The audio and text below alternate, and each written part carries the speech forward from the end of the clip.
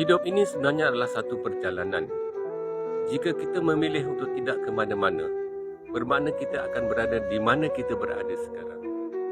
Oleh sebab itu, kita hendaklah memikirkan perjalanan ini sebagai satu perjuangan, sebagai satu pengorbanan, sebagai satu usaha untuk kita memajukan diri kita.